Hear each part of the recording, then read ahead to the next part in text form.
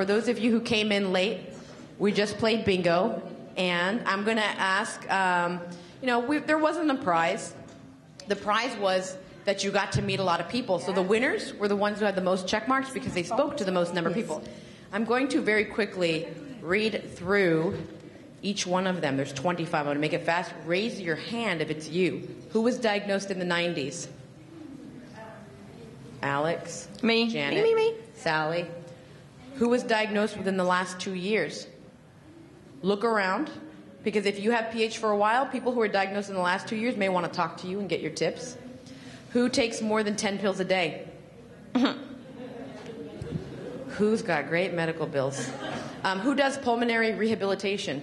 I've done it. If you don't know what pulmonary rehabilitation is, these are the people you want to talk to. Who is this the first conference?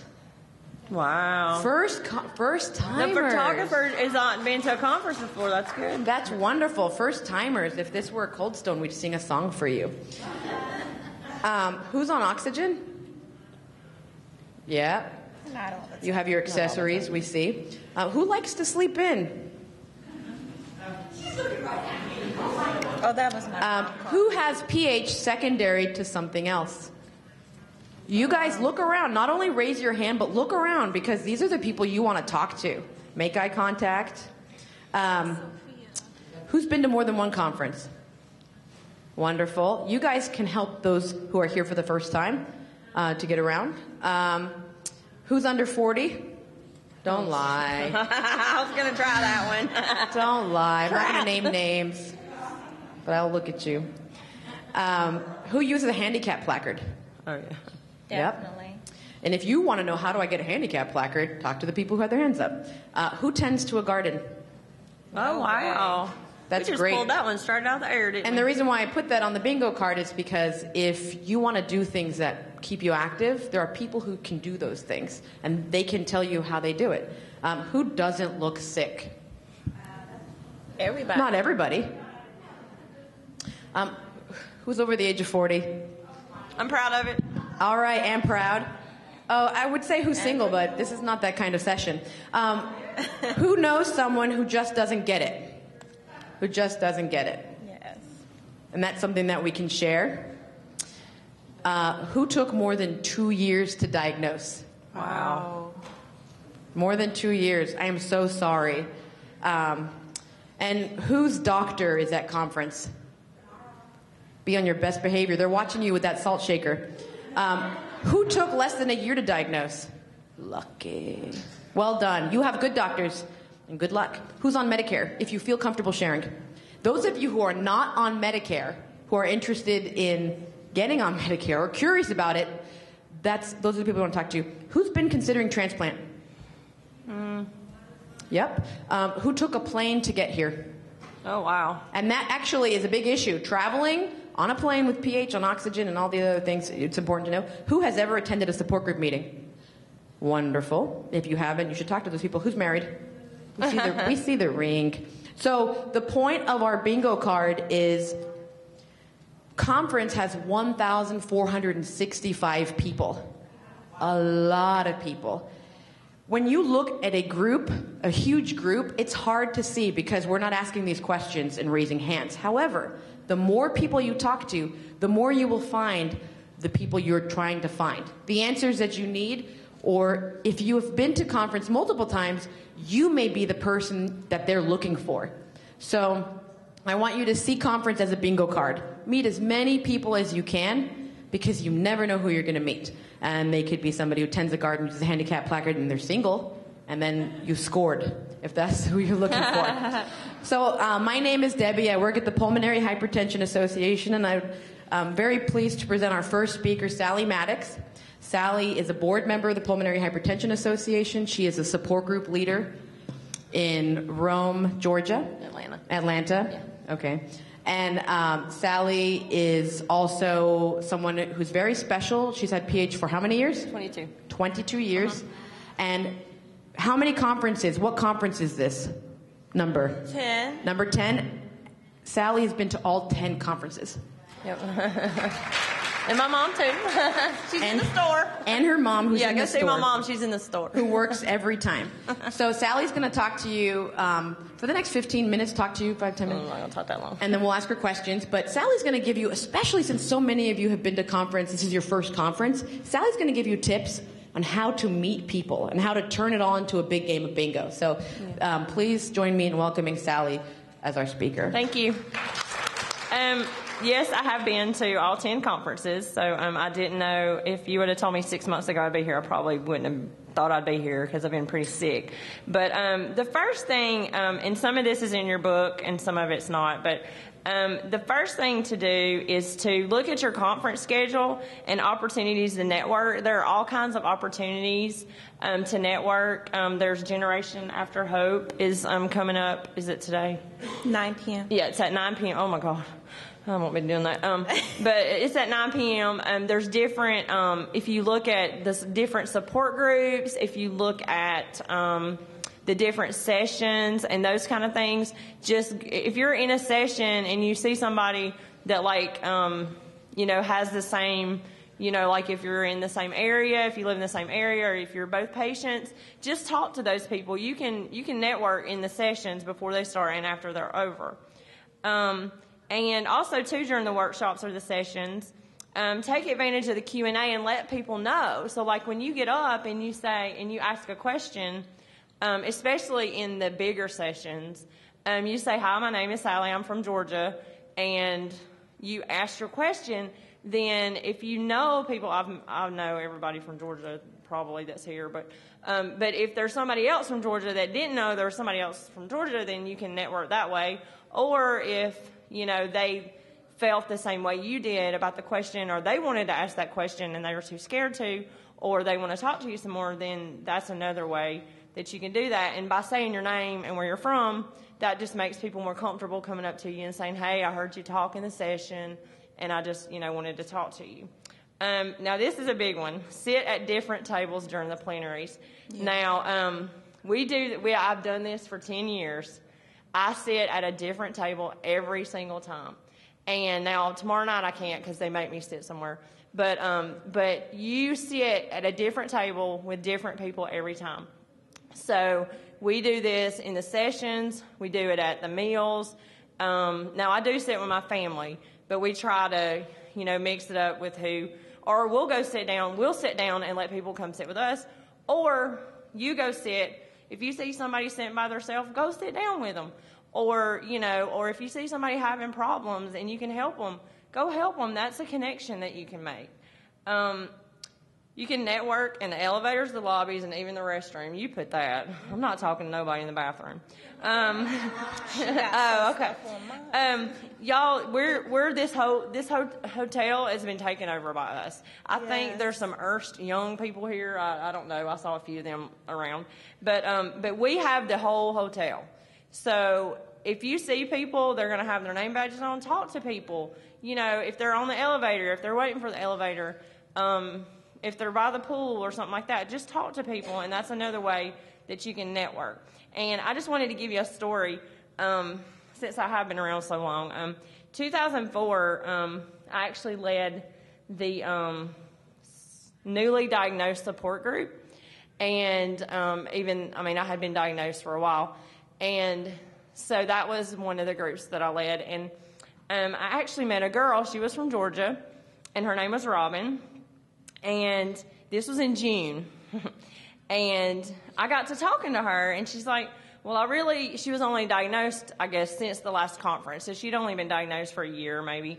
And we got to talking, and she's like, I really want to do a fundraiser. And I was like, well, you're crazy. And she's like, well, we can do this.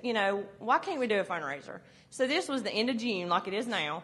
And we actually did our first fun walk in 2004. We planned it in 3 months, and we made, I think, about $10,000. Our group actually just went over $100,000 for 8 years. Now, you're talking, we have a very small group, so we actually did that. And that came from a connection that I made at conference that unless I had been leading that group, unless I had been in there, because normally I wouldn't have been in that group, I would have been in the long-term survivors group, but they had asked me to lead that group because I had been a long-term survivor. So there are many ways that you can network, and if you just talk to people, don't be shy. People don't know you're shy here. Hello? You just talk to them. Hey, how you doing? I talked to the guy from Australia the other day. I just like to hear him talk. I was like, I just like to hear you talk. Just talk. And he did. He just talked. So just take the time to make the connection, and you'll have a wonderful time, because that's what, like they said, it's like a family reunion. When you get here, you see people that you've seen all these years, and it's just like a big family reunion, and actually family you like. So, yeah. So that's all I got. Now, one of the tips that Sally gave was to ask questions, and when you ask questions, say your name and where you're from. Does anybody have any questions for Sally? If so, raise your hand, and I will pass the mic to you. Anybody? I just want to know how long it took them to discover that you had the pulmonary hypertension, and who diagnosed it? Actually, I was really blessed in that situation, because I actually started feeling bad in about March of the year that I got diagnosed, and I actually passed out on May the 8th, and I was diagnosed by May 14th. So the local doctors diagnosed me, and then they actually did a heart cath. I don't know why they did, because I don't know how they knew to. But they started me on Procardia, and because this was before Flolan, and I actually saw Dr. Magoon was my second opinion. So he's the one that got me, got me going on the Procardia and stuff. So that's who I saw. So it's a very good question. Anybody else have any questions for Sally, or would like to introduce yourself to the group? All right. She's itching. Don't be shy. Thank you, darling. Hi, I'm Lucille. I'm actually from Woodbridge, Virginia, and if it wasn't for Miss Deb and Miss Kim, who runs the support group in my in their area, because I just happened to hook up, I wouldn't be at this conference. And I came here to get, of course, information, but I want to say thank you to you two, and of course, Sally, for speaking. Thank you. But of course, I'm not shy, but even if you are shy, it is really so easy, and to jump on anything, the support groups, and to get all that information and stuff. It's just go out and get it. Reach, I don't know, just do it. But thank you. Welcome to conference, and we're so happy to have you. Anybody else have any feelings they want to share? No, thank you. Kumbaya, anyone? I appreciate it. Or anybody else have tips who've been to conference before that they want to share to first-timers? A lot of first-timers here. Anybody? And that's okay. Thank you so much for your questions, Deborah and Lucille. I have the great pleasure to introduce, although Lucille kind of beat me to it, Kim Ford, who is the support group leader of the D.C. Capitol Breathers. They have support group meetings in Silver Spring, Maryland, which is where PHA's office is located, and they have meetings in Washington, D.C. And Kim is going to talk about something very interesting. How many of you have seen on the badges a little green tree? Mm-hmm. You've seen it? You wonder what that's all about? Kim is going to talk a little bit about how you can find people, once conference is over, how you can find people online. And so she's involved with that. So everyone, please give a round of applause for Kim Ford. Before I get to the Facebook and the Twitter, there are other few ways that you can keep in contact with people after conference. There are in-person support groups, which Debbie and Sophie are in charge of, and I think there's about 242 now. And Debbie's going to go over that a little bit later about how to start a support group if there's not one in your area. There's also telephone support groups for patients, parents, and caregivers. There are lots of email groups, which can be found at the Pulmonary Hypertension Association website for the list. And there's daily chat discussion boards, which is also on the PHA website. The part I want to emphasize is the social media, Facebook and Twitter. How many of you are on Facebook? Ooh, awesome. There are over 1,000... It's okay. There are about over 1,000 pulmonary hypertension patients on Facebook, and it grows daily. And the PHA has a Facebook page, which has over, I believe, 5,000 people that support the page. And they do post different resources, and patients often, newly diagnosed patients will also go on the page and share their story. And it's very comforting knowing that you're not alone. There's also a Generation Hope page for people in their 20s and 30s on Facebook. And Colleen and Sean runs that Facebook page. There's a support group leaders page on Facebook. And, of course, our very own Debbie Castro runs that page. And the group that I run along with another patient is called PH Family. We started the group because we wanted online support for everyone all over the globe. So it's basically a global community of hope. We have on average about anywhere between 50 and 30 new threads a day with over 200 comments. So with the different time zones, just because someone on the East Coast may be asleep, there's someone awake on the West Coast. So you can always find someone there that's willing to chat. People share their experiences or what they're going through. The only disclaimer of the group is we ask that people do not ask medical specific questions, but people always just suggest and give advice of their experiences and what they're going through. And the group has now 853 members. And I haven't checked the requests, but since people have been talking about PH Family, my phone has been ringing off of the hook of new requests that I need to accept. So if any of you in the group did request to join, I promise I'll get to it as soon as possible. Anybody on Twitter?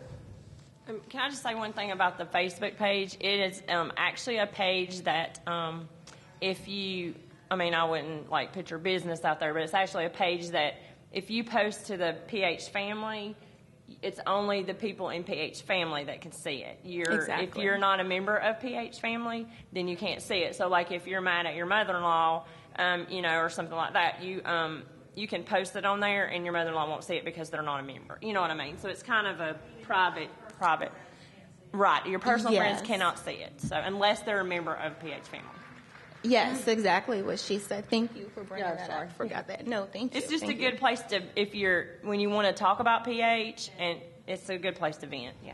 Yes.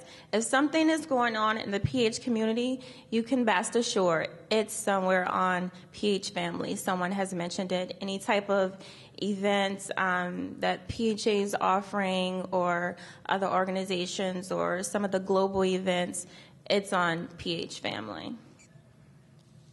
Twitter is on the rise, too. Anybody on Twitter that I asked before? No, one person. Not really. Oh. Well, PHA, yes, see, she's tweeting. PH Association also has a Twitter page, and it's short a breath, something like that. Yeah. So, yeah, short _ breath. And Debbie has a Facebook page, a Twitter page that trying to get her to use more. Tweet. But all of these different social media networks allow us to keep in contact with each other. Even if you're living miles away, there's always the online groups that you can go on any time of the day, any time of the night. And if someone doesn't comment or reply back right then and there, someone will eventually within an hour or so. So that's a very good way of communicating online. And like I said, there's over 1,000 people, PH patients, not including the caregivers and just people in general in the PH community that's on Facebook. And on Twitter, I've only counted 27 PH patients on Twitter, but I'm quite sure that's going to increase with PHA Association having a Twitter page also. So thank you so much, Kim, for your insight on social media and online networks. Are any of you interested in learning more about getting online? How many of you are not using Facebook? Okay. Now, I'm going to ask a question to Kim. Kim, how would you say that people can, what could they get out of Facebook? With Facebook, it gives you the opportunity to chat with other patients or caregivers and people in the PH community in general. You can message people, private messaging. You can share photos and videos, and it just allows you to keep in contact with what's going on in the PH community and the PH Association. If I was very new and created a Facebook page and I didn't have any friends because I just didn't connect with anybody and I don't know anyone who has Facebook, how would I find people on Facebook? You can go directly to the Pulmonary Hypertension Association Facebook page, and you can scroll through and see some of the patients and caregivers that have left comments. You can always Facebook Alex and myself and Mary, and we can introduce you to a lot of the people in the PH community. At the end of the session, Sophie's going to pass out a stack of business cards that you can put your email address on or your telephone number and name. And if you want to connect with Alex, Kim, Sally, me, or anybody else in the room, you can write down your name and email. And when you go on Facebook, you can look up people by their email address.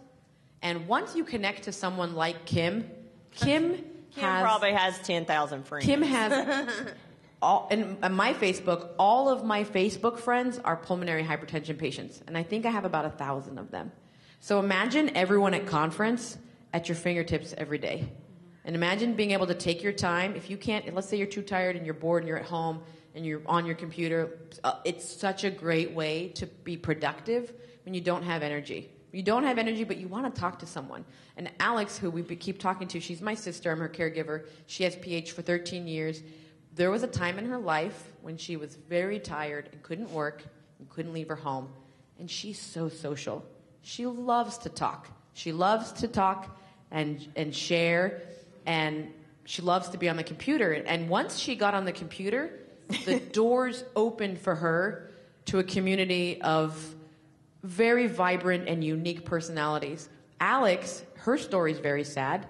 Her family, my family, was in denial. How many of you have that? People who just don't get it or just don't want to know, or they, and then not only that, we had some members of the family, including her own husband, ex now, who just couldn't handle it. He couldn't handle the change of responsibilities. He actually reacted negatively, made things worse, and that can happen in the community. If you find that your support network has changed and you don't have a lot of support and people just don't get it, and you want to connect with someone, going online, whether that's PHA's website or Facebook, you can find people who are just like, I get it, I've been there, and actually, not only have I been there, done that, but I can tell you how you can make your life better. People like Kim, Sally, and others are always there online. So you've come to conference, but how many of you are going to come to the next conference, if it's in another city, or if you don't get a scholarship, or if, for whatever reason, you can't wait 2 years to talk to another patient.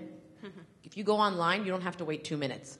So that's sort of the power of the internet and why we encourage people to go online. Does anybody have any questions for Kim about social media or being online?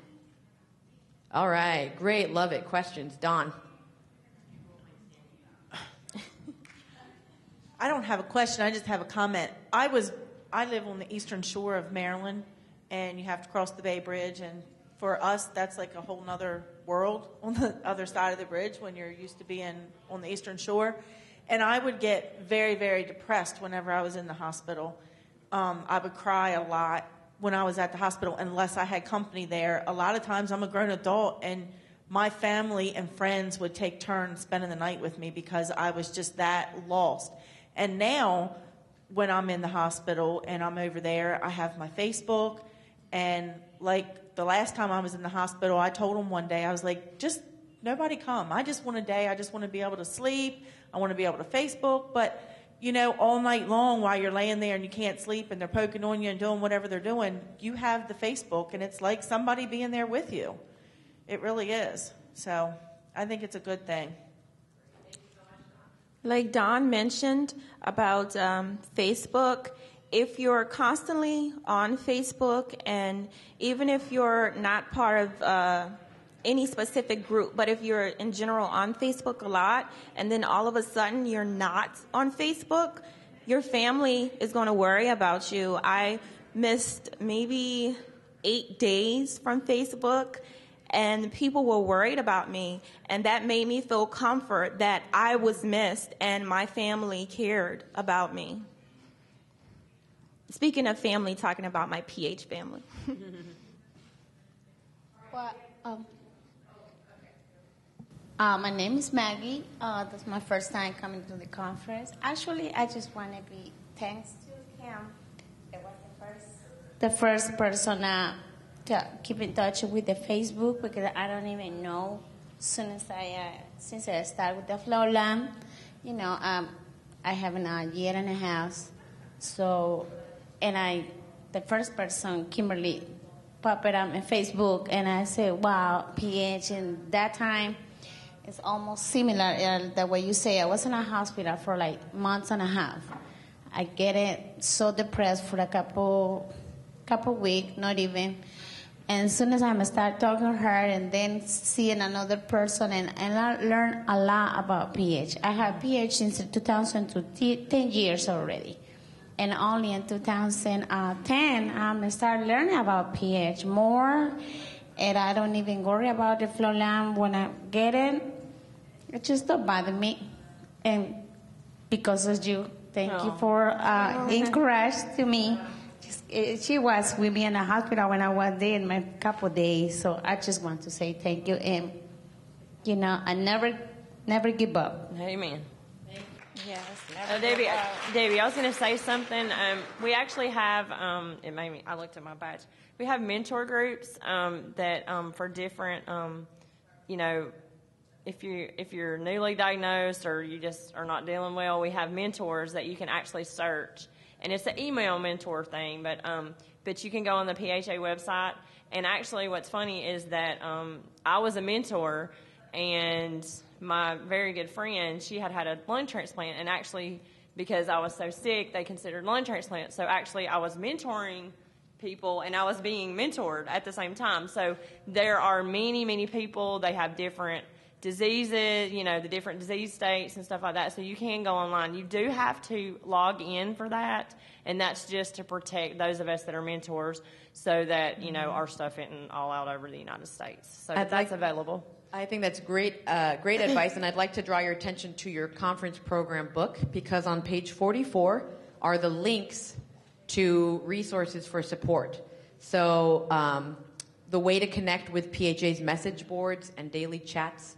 And, there's people online all the time, 24/7. Like people like my sister, who, when she goes to the doctor's office, there will be 14 Facebook status updates. In the middle of the 6-minute walk. In the middle of the 6-minute walk, they'll be on their phones. And, those people are wonderful if you're looking to talk to somebody. There's always conversation. So imagine if at 2 in the morning there's a room that you can go to that there's going to be people chirping away. That's Facebook. There's nonstop patients chatting on Facebook at 2 in the morning. So when you wake up with pain, or you wake up because your CPAP machine was pushed off your face and you're gasping for air, there's so many different reasons that we are up at night. Maybe you're worried. Or maybe you're up at 6 in the morning because you're an early bird. There's some people like Alex who stayed up all night, and you can chat with them. So page 44 is where you'll see all the different tips for networking after conference, including our patient-to-patient support line. How many of you have never heard of the patient-to-patient support line? Oh, it's the best. So the patient-to-patient support line was one of the very first things that our founders decided to implement, and it is an 800 number that dials in directly to another patient's home. So if you don't want to go online, you don't have to. We've been making the argument to go online, but you don't have to. If you don't have internet connection, or if you can't type for whatever reason, you can call a patient immediately. We also have a telephone support group that meets on the 4th Thursday of the month. And if you're interested in learning more about that, call our office or call the support line. But all of that information is here. I'd like to see if we have any other questions before I talk about support groups. Yes, the lovely lady in full-blown periwinkle. Yeah. My question is, I'm on Facebook, but how do you get on PHA Facebook? So you just type www.facebook.com/Pulmonary Hypertension Association, and you're on the page. Okay, I forgot already. Are you talking about PH Family? PH Family. Okay. You have, it's a, yeah. Okay, if you want to connect, all the links are here. All the links are here, including Kim Ford's email address. Guess what, Kim? I don't know if you knew this, but your email address, KimberlyFord@Verizon.net. You don't have to memorize that. It's in your program booklet on page 44. And you can go on to Facebook. You can search for her. You can send her an email. Guess what, Kim? Your phone's going to blow up some more. I'm ready. That's a great question. So Kim is definitely, and people like Kim and Alex, they've had PH for a while. Kim actually was diagnosed no less than 3 years ago. But there are people who are big champions who take the time to get you under their wing. And like this lovely lady here was talking about, they can save the day. If you don't have support and you can't get to a support group meeting or there's not one in your area, people like Kim, Alex, and probably you, if you've had PH for a while or even if you've had it for a couple of years, you can save the day for somebody else and not even realize it. So encourage you to go online if possible. I was just wondering what resources you might have for networking for young people, like teens, that may want to go online. For teenage, there's a PHA teen social network for, how old is the person, may I ask? Because there's a teens network for 13 to 18. 13. Okay, then that person can go to the PHA Teens Network, which is ages 13 to 18, and there's an actual link on the PHA website. That's a special site just for teenagers. And it's like a protected site, so it's like password and login. And I forgot to mention that Alex does have a question of the day every day on her Facebook page, which is very popular. And I know that's the highlight. I've missed it about a week, only because I was preparing for conference, Alex. Forgive me. Has she even done it? Everybody, sometimes she have 50 or 100 responses from PH patients, and that's also a great way to find out someone that has something in common with you in relation to your PH. And bringing it back to conference, on page 10 is the conference activity for kids, tweens, and teens. And there's a teen lounge on Friday. There's Saturday teen lounge, and there's support groups on Saturday from 3:45 to 4:45 p.m. That's actually a great opportunity to meet other people on the basis of things like PH and associated conditions, people who use IV medications, and there's a section for teen PHers 13 above, tween PHers, the Bieber crowd, 12 and below, and then parents and siblings of PHers, they're the ones with bags under their eyes and gray hair, and parents of siblings of 12 and under, those are the ones that are still excited to have children. Now, does anybody have any questions on any of the things that we talked about or anything that they want to share? This is a great opportunity to do so. We won't make fun of you unless your cell phone goes off. Anybody? All right, and I'm going to ask the question. We have 15 minutes left. Is there anybody interested in learning more about local support groups? Local support groups. Okay. Let's do a little bit of Q&A to see what you want to know about local support groups. If you want to start a support group, that's awesome. It's very easy. A support group is 2 or more people. And PHA can do the following things. We can advertise your meeting. So you could say, I want to go to a Starbucks at the intersection of, Main and Maple Avenue. I want to go to that Starbucks and I want to meet people. So at this time on this day, I want to meet. You tell us that, we make a little postcard, and we'll mail it out to all of our patients and members in your area. And if you build it, people show up. People will come. That's the simplest way of starting a support group, just asking people to come to your community. Now, if you live in a big city, we can be a little bit fancier. We may have to talk more about specifics for room size and getting a bigger room, and maybe it won't work in a Starbucks. But I worked with a guy in Corpus Christi who did it at a Starbucks. And he got 6 people, and it was very comfortable and small and nice. We knew that it was going to be small because our mailing list was smaller. PHA also has money to help pay for the food at your support group meetings. So not only can we bring patients to a place at a time and date of your choice, but we can pay for the food if we work in advance and we're really organized about it. So if you For support groups, yep. So if you want to do a support group, we can actually help you create an environment of welcoming. And what better way of doing that than having food and friends coming together? Because if you don't have that and you just have people coming together, there's something about food that makes things a little bit more relaxed and comfortable. And also, if you're starting a support group, people might be driving a long distance, and they're going to sit in a room for a couple hours, maybe 1 or 2, then they have to drive back. So you don't want people coming hungry or leaving hungry. So we want to help encourage an environment that's like that. So anybody who wants to start a support group, Sophie here in the gray vest and I help individual patients start support groups. We work with medical professionals, industry, to bring speakers, to help you plan meetings. And, just try it. Try to start one meeting. We'll talk to you about what are the odds. I talked to a woman in South Dakota. She said, what are the odds that I can find another patient in my state? And that was 3 years ago, and now we have 3 groups. One of the groups, because she did some extra work, she had to work hard, but one of the groups has 30 people coming in South Dakota. So you never know what you can accomplish if you put your mind to it, and we have a lot of experience and can help you. Question in the back? I'm Gail from the Atlanta area, but I am very far away from Sally. Yeah. Is there any other support groups in the Atlanta area, maybe Gwinnett County? Okay, here's the deal. There are actually, I think, 5 groups listed on the PHA website, but I do not know of any that are closer to. I actually don't know of any that meet other than ours. So, unfortunately, I drive an hour and a half to get to the meeting, so I'm driving a pretty good ways to come. So, but unfortunately, we don't have one that's closer. We didn't meet for a long time because we didn't have a place to meet. So we've really found a great place that'll work with us, and it's free. And so that's unfortunate that we don't have another place, but yeah. I always encourage people to, if you want to start a second group, talk to the leader of the other group nearby, work together, because they might have people coming from your neighborhood, driving a long distance, who would be relieved if you started one up at the local Starbucks. So you can do that. Any other questions? Sophie will give you the mic. Okay.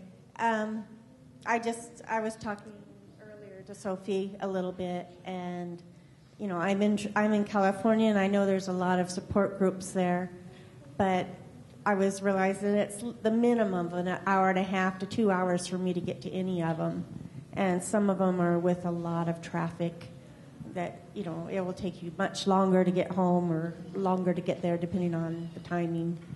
But I'd love to talk to you and Sophie and get more information. Well, you happen to be in luck because Sophie and I both have business cards in abundance. So Karen, a.k.a. Funny Girl, who is from San Ramon, we're very interested in working with you and starting a support group. Are there any other questions? We love these questions. Anybody wants to start a support group, it is very easy. No pressure. How many people do you need to start a support group? Anybody? 2 or more people. I'm taking your place, Alex. I just want to say that support groups primarily are really awesome. When I was first diagnosed, I live in a small town, Thomasville. We have maybe 8,000 people. And I was the only one. Really, I thought I was the only one. And my doctor actually put me in touch with the Piedmont Triad support group leader, and she called me. And my first conversation with her lasted 3.5 hours.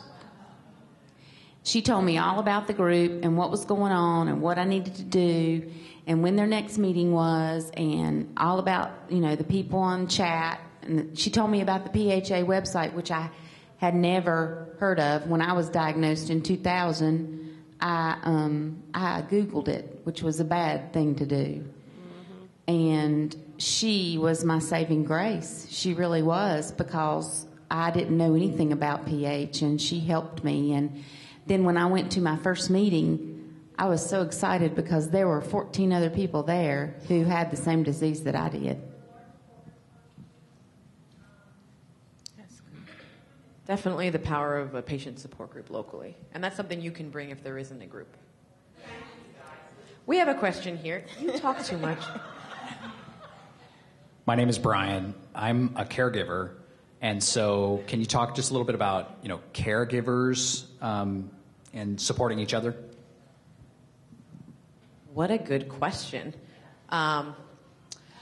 So caregivers come to support group meetings to support their loved ones, and they may have the opportunity to meet other caregivers. PHA is actually very slowly starting to develop a program for caregivers. Right now we have a new packet that you can get in the exhibit hall, more information on resources for family and friends. And we have information for caregiver support in there. We don't have caregiver support groups for pulmonary hypertension caregivers, but that's something that we're encouraging our support group leaders to do more of. So we created a kit for leaders to celebrate caregivers in the month of February, because what holiday happens in February that's surrounded by love? Valentine's Day. Valentine's Day. So we actually encourage our support group leaders. I happen to be a caregiver too, and this is my sister. I don't know how many times I've said that.